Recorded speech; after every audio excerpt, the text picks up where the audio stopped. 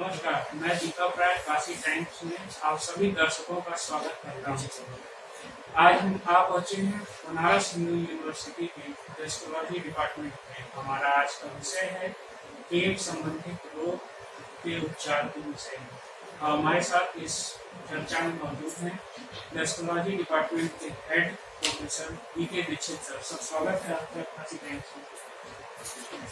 मैं वी.के. दीक्षित, मैं department of history में प्रोफेसर हूँ और मैं पहले तो आपसे धन्यवाद देना चाहता हूँ कि आप हमारे बीच आके हम सब लोगों को कुछ पेट से संबंधित विषय में जानकारी देनी है, उसको शेयर करने का मौका दिया। हमारा पहला प्रश्न सर आपसे ये है कि जैसे आम दिनों में एक चिकित्सक के रूप में आपकी दिनचर्या होती है और आज इस कोरोना काल में आप लोग इतना अपना महत्वपूर्ण समय निकाल रहे हैं और इस कोरोना काल में भी लोगों का इलाज कर रहे हैं, उसके बारे में आप क्या कहना चाहेंगे?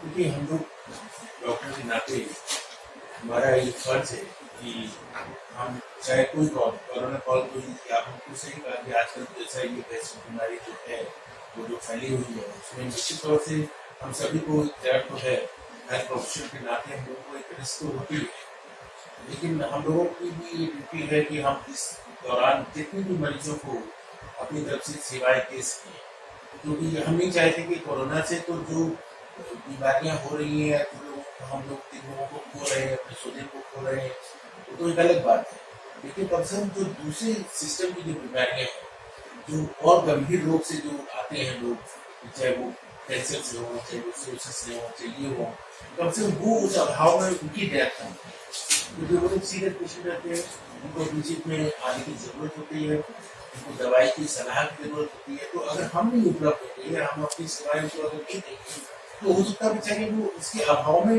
उनकी मृत्यु हो जाए या उनको कोई कॉम्प्लिकेशन। तो मैं समझता हूँ कि हम सभी डॉक्टरों की इस नाते ये फर्ज बनता है कि हम लोग चाहे कोई भी काल हो अपनी प्रिकॉशन लेते हुए जितनी मदद अपने पेशेंटों की अपने लोगों की हो सके वो देने की कृपा करें। इसी उद्देश्य से हम लोग रोज इसी तरह से दिनचर्या जैसे पहले थी, हम लोग सुबह यहाँ आके और अपने कोशिश करते हैं कि ज्यादा से ज्यादा समय यहाँ पर देकर अपने मरीजों की सेवा कर सके और उनको सलाह दे सके। अगला सर हमारा ये प्रश्न है कि जैसा कि मानसून का समय चल रहा है इस समय और ज्यादातर मानसून में लोग चटपटी चीजों का ज्यादा सेवन करते हैं और उसके दुष्परिणाम क्या हो सकते हैं इसके बारे में? देखिए, ये जो मानसून जो चल रहा है, रेनी सीजन जो होता है या जो गर्मी जो साथ में, इसमें देखिए संक्रमण की सबसे ज्यादा संभावना है। वो संक्रमण चाहे वो बैक्टीरिया से हो, चाहे वो वायरस से हो, चाहे वो और इन्फेक्शन से। वैसे भी कोरोना संक्रमण की वजह से ये चीजें जो थोड़ा लॉकडाउन की वजह से ये चीजें फ्रीली नहीं हो पा रही है, लेकिन फिर भी हमने देखा है कि अक्सर लोग कभी चाट खाएंगे या कभी फास्ट फूड वगैरह जाएंगे या कहीं किसी अन्य जगह से आउटसाइड में मतलब खाने की कोशिश करते हैं। मैं तो सुझाव दूंगा कि ऐसे काल में उनको ये चीजों से बचना चाहिए। इसलिए बचना चाहिए कि जरूरी नहीं कि वो जो आदमी बना रहा है, जो आप जा रहे हैं, वो प्रॉपरली हाइजीन मेंटेन करता है। और आप अगर जाते हैं और अगर आपको संक्रमण हो जाता है तो इसलिए आपको दवाई भी खानी पड़ेगी, आप उससे अस्वस्थ हो सकते हैं। और खासतौर से कोरोना के काल में ये अस्वस्थता अगर रहेगी तो अगर ऊपर से कहीं कोरोना इन्फेक्शन वगैरह हो गया तो ये और भयावह हो सकता है। तो हमारी तो राय ये है कि इस दौरान कम से कम हम लोगों को अपनी पर्सनल हाइजीन को मेंटेन करना चाहिए और आउटसाइड जो ईटिंग हम लोग करते हैं अगर वो प्रॉपर हाइजीन नहीं मेंटेन करता है तो जहाँ तक संभव हो सके हम लोग को। अगला प्रश्न सर हमारा ये है कि जैसे आमतौर पे लोग जो बाहरी चीजों का सेवन करते हैं उससे उनके शरीर में गैस की समस्याएं ज्यादा उत्पन्न हो जाती हैं और कभी कभी वो बिना चिकित्सक सलाह के गैस संबंधित दवाओं का सेवन करने लगते हैं, उसके दुष्परिणाम क्या हो सकते हैं? ये देखिए बहुत एक इम्पोर्टेंट सवाल है, इसलिए है कि हमारी सोसाइटी में जैसा कि आपने देखा होगा जो डाइटरी जो चेंज आया है ये बहुत ज्यादा जबरदस्त है। आजकल जो सिस्टम हो गया हम लोग खाने का, आजकल हम लोग जो है ज्यादातर फास्ट फूड पे डिपेंड हो गए हैं, जो टिन फूड मटेरियल है उसमें ज्यादा डिपेंडेंट हो गए हैं, बाहरी चीजें और जो चीजें हैं वो हम लोग उसमें ज्यादा डिपेंडेंट हो गए हैं। तो इसका निश्चित तौर से हम लोगों की हेल्थ पर काफी खराब प्रभाव पड़ता है। देखिए उसका मैं सबसे बड़ा सिंपल एग्जाम्पल बताता हूँ कि जो हम लोग के जो फास्ट फूड वगैरह की जो कल्चर डेवलप हुआ है हमारी सोसाइटी में, हमारे चाहे बच्चे हों चाहे किसी वर्ग का आदमी हो, तो आजकल ये सब चीज़ें बहुत कॉमन हो गई। उसकी वजह से क्या हो रहा है कि जो उसमें बहुत सारी चीज़ें ऐसी यूज की जाती हैं, चाहे मसाले हों चाहे और चीज़ें हों, सिरका वगैरह हो, ये सब चीज़ें हैं, मैदे की बनी हुई चीज़ें हैं, और ज़्यादा फैट्स वगैरह जो होते हैं, ट्रांस फैट होते हैं, ये सब जो चीज़ें यूज होती हैं वो हमारे शरीर को किसी न किसी रूप में प्रभावित करती हैं। जैसे कि हमारी एसिडिटी की प्रॉब्लम बहुत बढ़ जाती है, रिफ्लक्स की प्रॉब्लम बहुत हो जाती है, गैस वगैरह की प्रॉब्लम बहुत हो जाती है, उसमें जो फाइबर वगैरह बहुत कम होता है, तो जगह नहीं हो, पथरी की शिकायत हो जाती है, इरिटेबल बाउल सिंड्रोम वगैरह की बीमारी बहुत हो जाती है, और भी एक बीमारी हो जाती है, वो ये हो जाती है कि हम लोगों को फैटी लिवर होने के चांसेस होते हैं, क्योंकि जितना हम ये फैट कंज्यूम करते हैं, तो ट्रांस फैट है किसी और रूप में, तो ये जाके हमारे शरीर में खासतौर से लीवर में जमा हो जाता है, उससे लीवर पे साइड पड़ जाता है, लीवर में शुगर हो सकती है, जिसको कि हम नॉन एल्कोहलिक फैटी लिवर कह सकते हैं। तो आजकल आप देखिएगा हर 10 to 20%, 30% लोगों में, भारतीयों में, केवल विदेशों की बात नहीं है, आप देखेंगे क्या है, लोगों को फैटी लिवर डिसीज की बीमारियां कॉमन हो गई हैं, और इसका बहुत बड़ा कारण है हमारी डाइट में चेंज। जो आजकल जो हमारा जो कल्चर है फास्ट फूड का, ये एक तो भी बहुत ज्यादा उत्तरदायी है।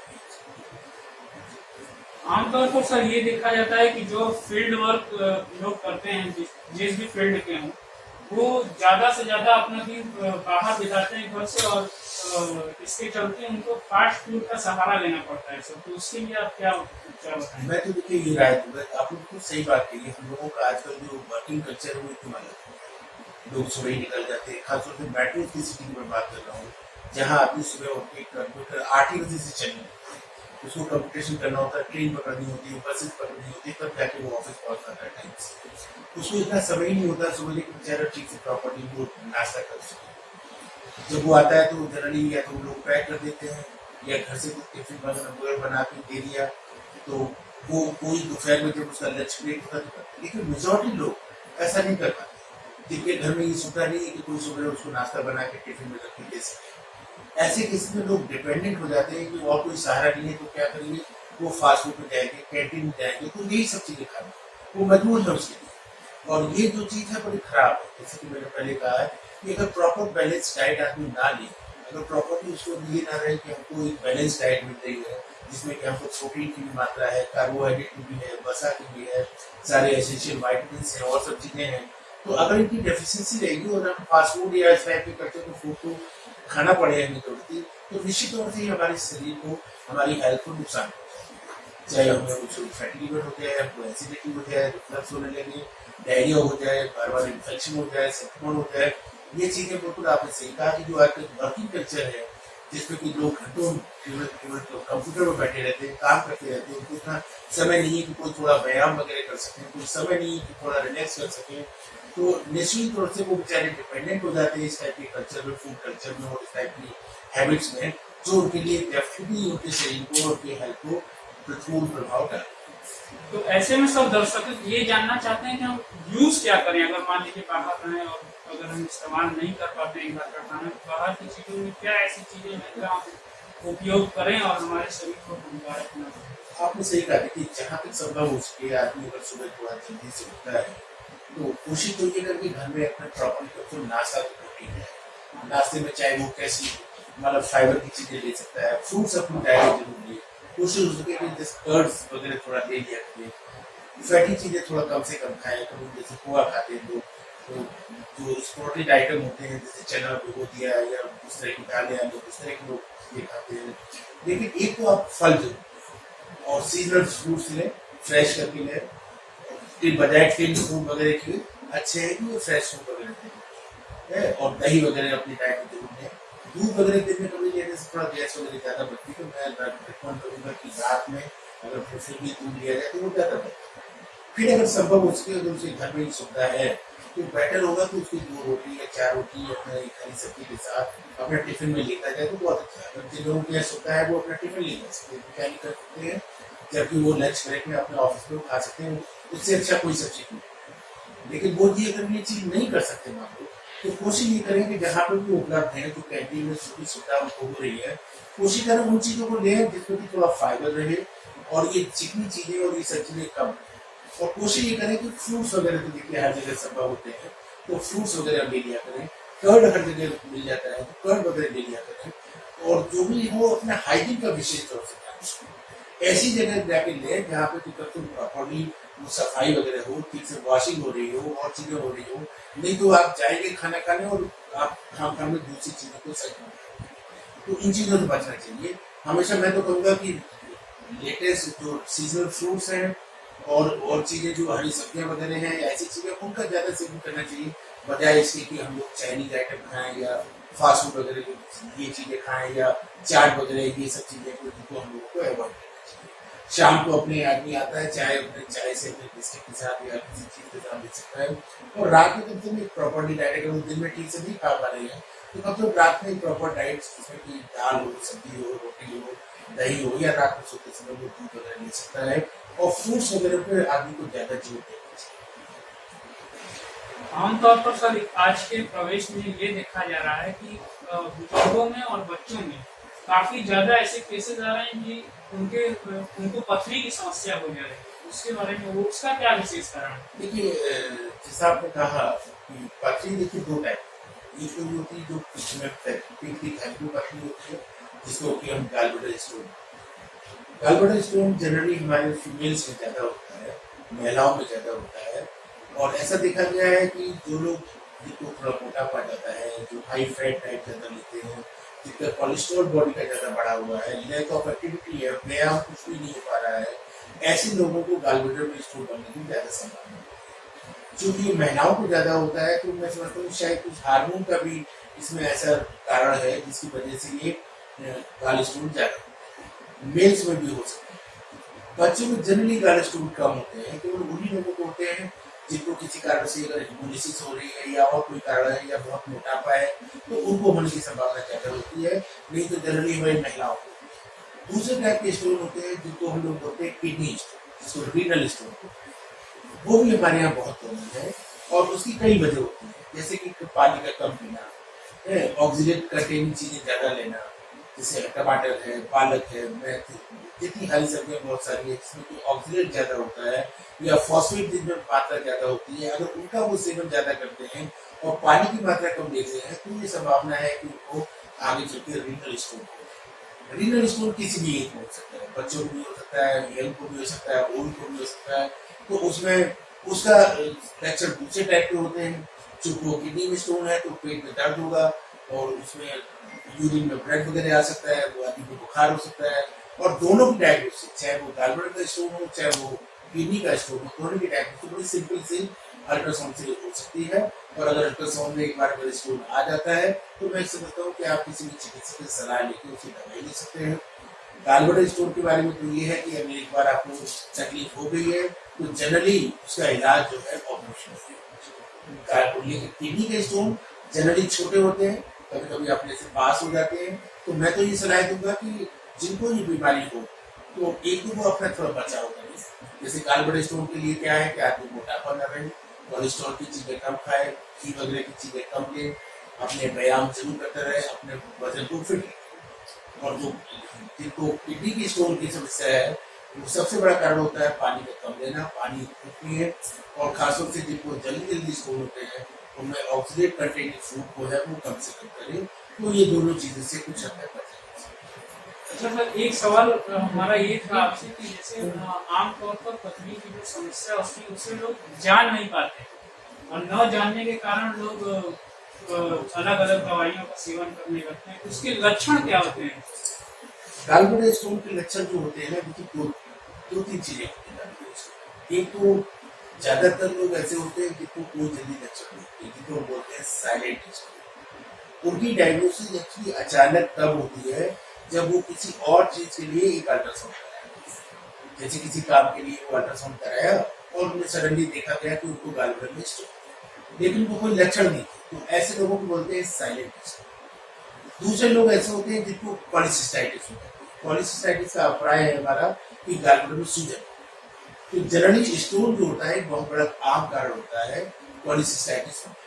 तो जिनको पॉलीसिस्टाइटिस हो जाती है, जिसको गॉलब्लैडर की सूजन हो जाती है, तो ऐसे मरीज को अचानक बहुत तेज दर्द होगा राइट साइड में होगा, राइट अपर एब्डोमेन में होगा या बीच के पेट में होगा और उसको उसके साथ उल्टियां हो सकती है, कभी कभी बुखार आ सकता है, तो ऐसे रोगी को तुरंत डॉक्टर से मिलना चाहिए, अल्ट्रासाउंड करना चाहिए। और अगर उसमें स्टोन है और अगर ये है कि उसमें गॉलब्लैडर में सूजन है, तो शुरू में तो वो दवाई वगैरह ले सकता है, लेकिन अंतोगत्वा उसको ऑपरेशन करना। तीसरी कंडीशन ये होती है कि कभी कभी हमें गॉलब्लैडर का कैंसर होता है और उसमें स्टोन होते हैं, जो कि हमारे यहाँ बहुत कम है। अगर हम हमसे पूछे कि सबसे बड़ा कैंसर का कारण क्या होता है, तो एक बहुत बड़ा कारण है वो यहाँ पे कैंसर का, गॉलब्लैडर का कैंसर का, जो हमारी महिलाओं को बहुत ज्यादा होता है। वो शायद दुनिया में चिली एक देश है और एक भारतवर्ष में खासतौर से ये बेल्ट जो है जिसमें कि गंगा बहती है, जिसके किनारे बसे हुए जितने शहर हैं, देखा गया है वहां पे गॉलब्लैडर का कैंसर बहुत है। क्या कारण है अभी तक इसका पता नहीं चल पाया है। महिलाएं ज्यादा प्रभावित होती हैं, तो ऐसे लोग भी होते हैं जिनको कि गॉलब्लैडर का ट्यूमर हो जाता है, कैंसर हो जाता है, जॉन्डिस हो जाती है, और उनको जब आप अल्ट्रासाउंड या सीटी स्कैन कराते हैं तो उसमें गॉल स्टोन भी रहता है। तो जैसे हमने कहा कि एक तरफ तो आदमी ऐसा होता है जिससे कोई लक्षण ना हो, उसकी डायग्नोसिस एक्सीडेंटल होती है, वो किसी और कारण से अल्ट्रासाउंड कराए। दूसरे वो लोग होते हैं जिनको पेन एब्डोमेन हो जाता है, पेट में दर्द हो जाता है, जो पॉलीसिस्टाइटिस से होता है। तीसरी चीज ये हो जाती है कि वो किसी कॉम्प्लिकेशन की वजह से आ सकता है, जिसमें कि गॉलब्लैडर का कैंसर वगैरह हो गया है और जिनको स्टोन हो जाती है। प्रॉब्लम तब ज्यादा हो जाती है जब ये स्टोन कभी कभी गॉलब्लैडर से नीचे खिसक के नली में आके फंसता है, जिसको हम लोग बोलते हैं कि वहाँ पे जो बाइल डक्ट है या जो जिससे कि पित्त जो आता है, पित्त की नली जो होती है, उसमें कभी कभी स्टोन आके फंस जाते हैं। वो चीज ज्यादा खतरनाक होती है, जिसमें कि मरीज को पीलिया हो जाता है, बुखार हो जाता है, पेशेंट को पीलिया के साथ साथ उल्टी वगैरह हो सकती है। और ऐसी कंडीशन में हमें कभी कभी दूरबीन के द्वारा, जहाँ पे आप देख रहे हैं मशीन, इसी मशीन के द्वारा हम लोग उस स्टोन को निकाल देते हैं, जिसमें कि सर्जरी की जरूरत नहीं पड़ती। तीसरी चीज जो होती है, कभी कभी हमें इससे पेनक्टाइटिस भी होता है। पेनक्रियाज एक हमारा अग्नाशय जिसको बोलते हैं, ये हमारा ऑर्गन है जो हमारी आमाशय के पीछे होता है, जिसका दो काम जो है इम्पोर्टेंट होता है। एक तो हमारी शुगर को कंट्रोल रखना और दूसरा जो है हमारे एंजाइम्स बनाता है, जिससे हमारा फूड का डाइजेशन प्रॉपर होता है। तो इसमें कभी कभी सूजन हो जाती है, उसका एक बहुत बड़ा कारण होता है गॉलब्लैडर में स्टोन का। जब गॉलब्लैडर में स्टोन से नीचे होकर उसके फोटे जब नली में आ जाता है, तो नीचे कभी कभी फंस जाता है, जिससे कि आदमी को पेनिटाइटिस होने का डर रहता है, जिसको हम लोग बोलते हैं बिलीविंग। तो इस कंडीशन में अगर आदमी गॉल स्टोन करके आता है, जो कॉम्प्लिकेशन जिसको हमने बताया आपको, कि चाहे वो पेनिटाइटिस के रूप में हो, चाहे वो सीवीडी में स्टोन के रूप में हो, ये दोनों कंडीशन ऐसी रहती है जो ज्यादा सीरियस है। और अगर इस तरह से मरीज को रोगी आता है, तो बेहतर होगा तुरंत वो डॉक्टर से सलाह ले और उसका समुचित जो है चिकित्सा। क्योंकि जांच जो कराई जाती है उसके लोग ये भ्रांतियां हैं कि लोग डर जाते हैं कि एंडोस्कोपी है क्या, जिसके बारे में देखिए, एंडोस्कोपी क्या होती है, एक ट्यूब होती है जिसको हम लोग बोलते हैं दूरबीन से जांच करना, आम भाषा में। तो उसमें एक ट्यूब होती है, तो उस ट्यूब से क्या होता है कि अगर हम मतलब शरीर के खासतौर से आंतों के किसी हिस्से तक तो हम देख सकते हैं। अगर हम ऊपर से मुंह के थ्रू करना चाहें तो हम खाने की नली को, आमाशय को और डिओडिनम मतलब जो छोटी आंत का ऊपरी का हिस्सा होता है उसको देख सकते हैं। उसी तरह से हम अगर पाखाने के रास्ते जाते हैं तो हम पूरी बड़ी आंत को देख सकते हैं, जिसको हम लोग कोलोनोस्कोपी। तीसरी चीज है कि जो छोटा पोर्शन जो रह जाता है छोटी आंत का, उसके लिए एक और लंबा एंडोस्कोप होता है, मतलब दूरबीन होती है, जिससे हम देख सकते हैं, उसको हम लोग एंट्रोस्कोप। तो मतलब ये सोचिए, ये सुविधा हो जाने से क्या है कि हम लोग ऊपर मतलब खाने की नली से ऊपर जहाँ से हम लोग निकलते हैं से लेके जहाँ तक हमारा पाखाना होता है, हम किसी भी हिस्से को दूरबीन से देख सकते हैं। डर आदमी में जरूर होता है, लेकिन मैं आपको बताऊं कि ये इतना सिंपल और इतना सही मेथड है डायग्नोसिस का, जिससे कि हर चीज आप सामने देख सकते हैं। जैसे टीवी में आप पिक्चर देखते हैं, आप सामने देख रहे हैं कि आंतों में सूजन है कि नहीं, आंत में कोई अल्सर हो गया कि नहीं, आंत में कोई ग्रोथ हो गई कि नहीं, आंत में कोई ट्यूमर हो गया कि नहीं। और यही नहीं, आप ट्यूमर को काट के निकाल भी सकते हैं, उस ट्यूमर के आप बायोप्सी लेके कंफर्म कर सकते हैं कि वो कैंसरस है कि नॉन कैंसरस है। तीसरी चीज जो एंडोस्कोपी से जो बहुत बड़ी चीज हुई है वो ये हुई कि हम तो देखिए थैली में जो स्टोन के नीचे आके जिसकी हम बात कर रहे थे, चर्चा कर रहे थे कि वो स्टोन नली में आकर फंस जाते हैं, हम उनको इस दूरबीन से काट के निकाल सकते हैं। पहले ये सब चीजें ऑपरेशन होती थी, हर चीज के लिए ऑपरेशन होता था। छोटी सी अगर पॉलिप होती थी तो उसके लिए ऑपरेशन होता था, अब आज के लिए ऑपरेशन नहीं होता। आजकल दूरबीन से ही ये चीजें की जा सकती है। लोगों में डर केवल इसलिए रहता है, उनको ये लगता है कि अरे बड़ी टूट जाएगी, ये तो गला मेरा चोक हो जाएगा, सांस नहीं आएगी, तो लोग डरते ज्यादा है। लेकिन हकीकत में ऐसा होता है कि इससे कोई पेन नहीं होता है, उन लोगों को फियर ज्यादा होता है। और अक्सर हम लोग क्या करते हैं, कभी कभी जो लोग इस टाइप से एंक्सस होते हैं, घबराहट इतनी ज्यादा रहती है, तो उनको हम लोग क्या करते हैं कि जनरली या तो लोकल स्प्रे दे देते हैं, जिससे ये एरिया का बेहोशी सी आ जाती है। बेहोशी से क्या मतलब ये सब्सिडाइज हो जाता है, तो हम लोग एंडोस्कोप डाल सकते हैं, तो उनको इरिटेशन होता है। और मेजोरिटी 80-90% लोग आराम से करवा लेते हैं। 10% लोग थोड़े तनाव में ज्यादा रहते हैं, घबराए ज्यादा रहते हैं, उनको हम लोग इंजेक्शन लगा देते हैं, जिससे उनको हल्की सी नींद सी आ जाती है, जिसको पता सब रहता है, जिससे कि उनको ये नहीं पता चलता कि हमें क्या प्रोसीड किया। तो ये डर एक्चुअली बेकार में है, लोगों को इसे समझना चाहिए। इससे कुछ नहीं होता है, इससे ना अंदर कोई जाने से डर होता है, ना कोई ऐसा कॉम्प्लिकेशन हो सकता है।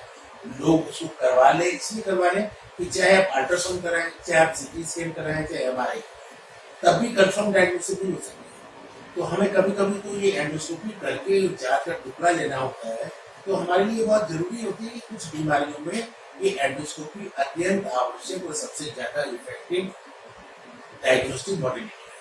तो इसको लोग अनियंत्रित उसको अनियंत्रित न लें और उसको सहजता से कराने की कोशिश करें।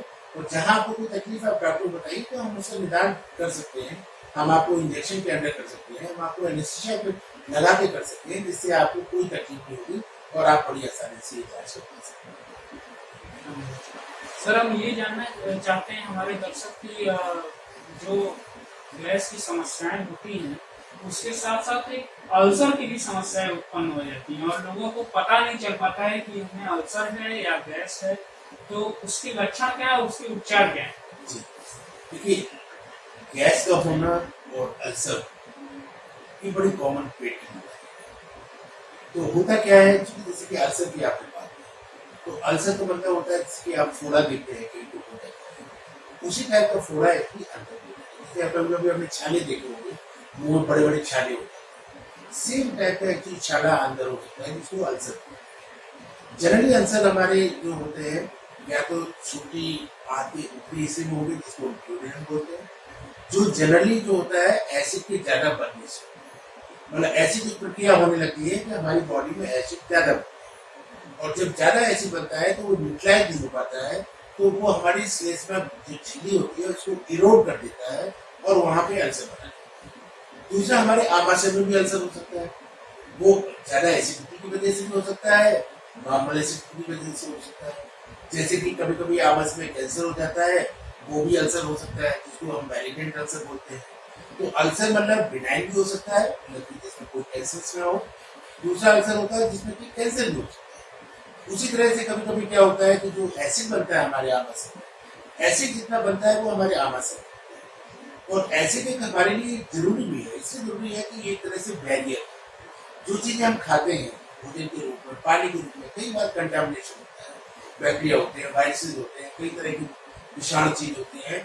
तो अगर जब आमाशय के थ्रू जाते हैं तो एसिड उसको किल कर देता है, एक्चुअली उसको बैरियर की तरह है, उसको वो आगे नहीं जाने देता है, जिससे कि आपको कोई इन्फेक्शन हो जाए, सेक्टर हो जाए, उसको रोकने की कोशिश करता है। तो वो हमारे लिए एक्चुअली प्रोटेक्टिव है, ऐसी बात नहीं कि हम उसको गलत सोचें। लेकिन जब ये चीज कोई ज्यादा हो जाती है, एक्सेस हो जाती है, तब वो बीमारी के रूप में होती है। तो जो आपने जैसे कहा कि अल्सर होता है, तो वो अल्सर होता है। हमारे खाने की नली में अल्सर हो सकता है कि अगर जो एसिड जो हमारे आमाशय में बनता है, जो बार बार ऊपर जाता है, तो हमारी ये झिल्ली को छीन सकता है, वहाँ पे अल्सर का बना सकता है। जहाँ तक लक्षण की आपने बात की, तो जब भी अल्सर होगा पेट में, तो उसमें 4-5 चीजें, एक तो हमें पेन हो सकता है, गला में दर्द हो सकता है, दर्द में खाली पेट भी हो सकता है, खाने के बाद वो दर्द में थोड़ा आराम हो सकता है, और दर्द ऊपर के हिस्से में रहेगा, कभी पीछे जाएगा।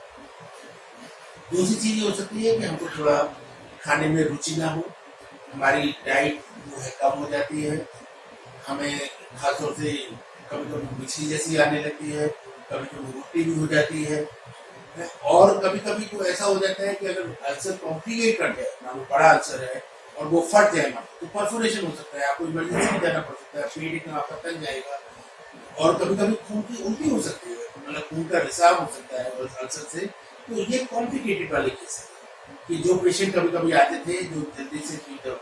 खासतौर से एक बहुत बड़ा कारण होता है अल्सर होने का, एक तो हमें बताया कि एसिडिटी का, दूसरा एक बहुत बड़ा कारण होता है कि जो आजकल हम लोग पेन किलर लेते हैं, बिना प्रिस्क्रिप्शन के लेते हैं, जिनको लोगों को जानकारी भी नहीं होती है, और खासतौर से ओल्ड लोग जिनको कोई आर्थराइटिस की प्रॉब्लम होती है, बदन में दर्द होता है, बैकिंग होता है, वो जाके कभी भी दवाई ले लेते हैं, क्योंकि हमारे यहाँ कोई सिस्टम नहीं है ऐसा कि उसको रेगुलेशन कर सके। अब वो खाली पेट, उनको मालूम नहीं कि खाली पेट खाना है कि खाने के बाद खाना है। जितनी पेन किलर है हमेशा खाने के बाद खाना चाहिए। वो एक बहुत बड़ा कारण होती है अल्सर का, खासतौर से एल्डरली एज जिनको आर्थराइटिस है और वो दर्द की दवाई ले रहे हैं, अल्सर होता है बहुत बड़ा। गैस अभी जो आपको बताई, गैस जो होती है वो अल्सर की वजह से भी गैस होती है। बहुत सी बातें कि हमारा पेट तन जाता है, हमको बहुत गैसें बनती है, हमको डाइजेशन प्रॉपर नहीं होता है, हमारी इमोशन साफ नहीं होती है, हमको पेन पेन पेन होता है, ये सारी चीजें अल्सर में हो सकती है। लेकिन आपको जानकर अल्सर होगा कि ये ज्यादातर प्रॉब्लम बिना अल्सर। अगर 100 मरीज आप लें और गैस की प्रॉब्लम वाले अगर आते हैं तो आप ये मान के चलिए कि 90% वो बिना अल्सर के, जिनको दूसरे टाइप की प्रॉब्लम, उनको आंतों की मूवमेंट स्लो हो जाती है, ब्लोटिंग हो जाती है, खाना ज्यादा देर तक पड़ा रहता है, पेट तंग जाता है। और 1/3 लोगों में उनको मानसिक तनाव होता है।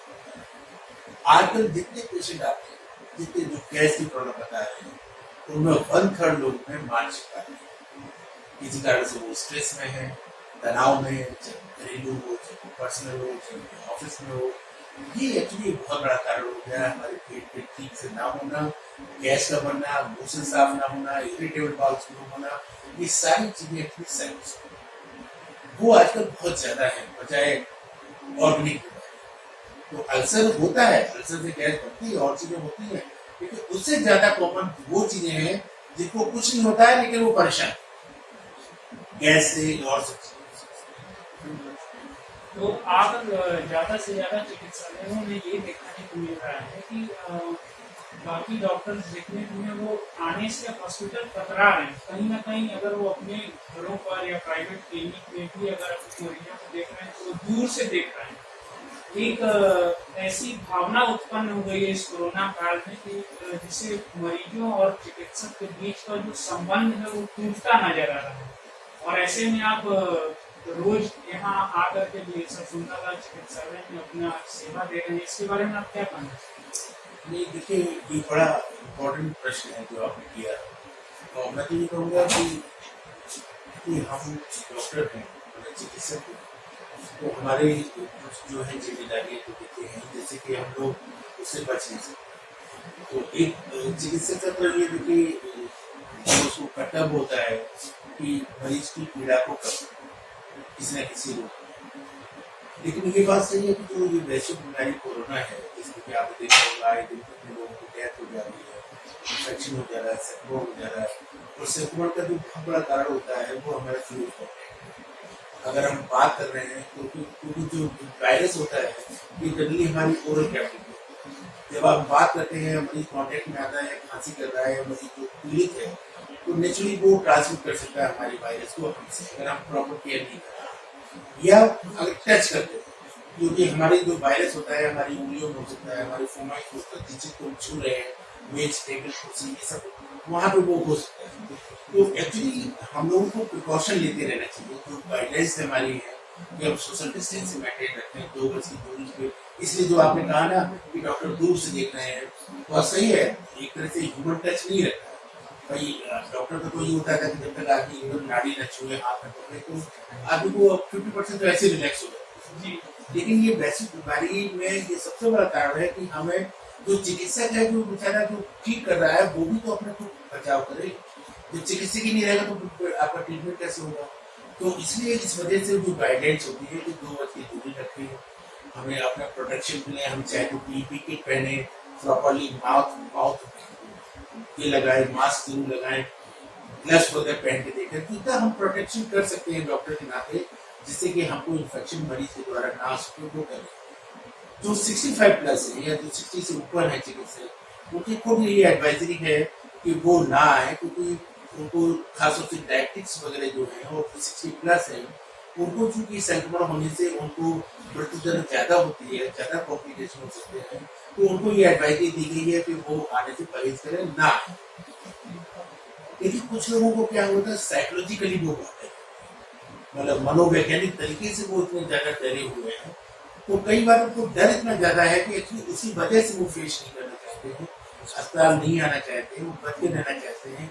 तो ये आदमी का देखिए individual behaviour, I can not comment on that, लेकिन हमको कोशिश, लेकिन डरने से होगा क्या? अगर आप हमेशा डरे रहेंगे, घर में रहेंगे, किसी ने, वो भी एक तरह से हीन भावना को जन्म देता है, तो मनोवैज्ञानिक रूप से आप बड़े वीक हो जाते हैं। तो मैं तो ये कहूँगा आप आए, फेस करें, जो प्रोटेक्शन जो कहा गया है जो है उसको बराबर लें। और मैं ये नहीं कहता हूँ कि आप पूरा प्रोटेक्शन के साथ आप आए, तो मरीजों को जो भी आपसे हेल्प हो सके आप देने की कोशिश करें। और जो जो एडवाइजरी गवर्नमेंट की है, जो गाइडलाइंस है कि जो लोग एल्डरली हैं, 60+ हैं, वो निश्चित तौर से उनको थोड़ा अपने ख्याल रखें, क्योंकि उनको संक्रमण होने से उनको खतरा हो सकता है, कॉम्प्लिकेशन हो सकते हैं। तो वो, लेकिन बाकी लोग जो 60+ के हैं और अदरवाइज हेल एंड हार्टी है, तो उनसे मैं समझता हूँ कि उनको इतना डरना नहीं चाहिए, तो इतने मनोवैज्ञानिक रूप से इतना आपको वीक नहीं समझना चाहिए, और उनको आना चाहिए, और जो भी उनके से मदद हो सके उनको देने की कृपा करनी चाहिए। और अपना प्रोटेक्शन के साथ, मैं ये नहीं कहता हूँ कि आप अपना प्रोटेक्शन पूरा करें, और जो भी आप हेल्प कर सकें पेशेंटों की, तो वो देने की कृपा करेंगे, तो ये बहुत बड़ी। तो आप सभी दर्शक आज सुन रहे थे डॉक्टर डी.के. दीक्षित सर को, और मैं आप सभी दर्शकों से अनुरोध करना चाहता हूँ कि आप हमारे काशी टाइम्स के यूट्यूब चैनल को लाइक करें, सब्सक्राइब करें, और ज़्यादा से ज़्यादा शेयर करें, और कमेंट्स बॉक्स में अपने प्रश्न हमसे पूछें, और हम इस सभी प्रश्नों का सीधा साझा सर से करेंगे। बातचीत करने के बहुत बहुत धन्यवाद सर। मैं काशी टाइम्स का बहुत बहुत धन्यवाद देना चाहता हूँ कि मैं आप सबके बीच में आ सका, और आपकी बात, आपको जितना भी अल्पकाल में, जितनी भी मैं ज़्यादा इंफॉर्मेशन जो हमारे पेट से संबंधित बीमारियों के बारे में है, मैं दे सका। मुझे इसकी बहुत खुशी है, और मैं बार बार अपने दिल से अपने काशी टाइम्स वालों को धन्यवाद देना चाहता हूँ कि आपने मुझे अपने बीच में आने का मौका दिया। धन्यवाद।